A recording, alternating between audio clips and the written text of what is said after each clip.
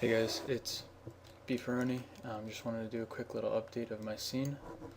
So the idea is right now that I have these bins and I spent a little more geo in order to get the high, I followed there was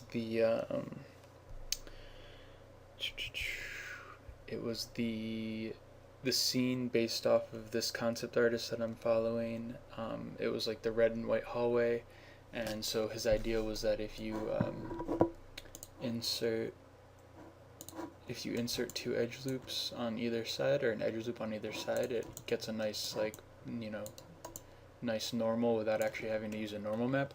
And so I just wanted to try this on this part of the scene just to get like the whole, I guess, try all the different like ways out in this one scene, because it's really my first environment that I'm really trying to go out on. So what I did is I modeled that, and then for the UVs I really split them apart, and this may seem wasteful, but I'm not actually mapping any data to these UVs. What the plan is I have a color ID map that is a 128 by 128, so super lightweight. The last time I did a color ID, it was about 512 by 512, so a bit heavier, and I could make that more lightweight, but that would require redoing a lot. And I just want to keep on moving forward and kind of testing out these new ideas.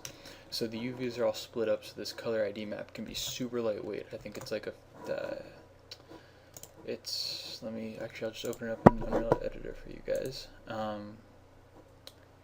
Textures, ceiling bin. Alright, I should just go to Windows Explorer that way. 64 kilobytes, so awesome, super lightweight. So the idea is, as I was talking about in the other video, I have the material instances, or material functions, and then I'll make a shader for that, and I'll use the color mask to do a different material on each one. And then what I just thought of is using decals to get the rest of the detail instead of using the UVs. So up here there's all this, like, there's this little detail and there's this little detail here, but overall that's what, two details for something that's like, super small. And like if I did normal maps, it would waste a lot of space. So what I've been experimenting with is using maybe a non-square texture, a 2x1 texture, and then if I scale the decal actor and thin it down, it scales the texture down. But if I import the 2:1, it will expand, which means when this compresses, it'll look proper. I used it in another part. If that doesn't make sense, I'm sure there's stuff on Google about it. So what I'll do is I'll place a texture here. I'll use another color ID mask, maybe like 64 by 64 if I can get away with it, or 128 because that was pretty lightweight.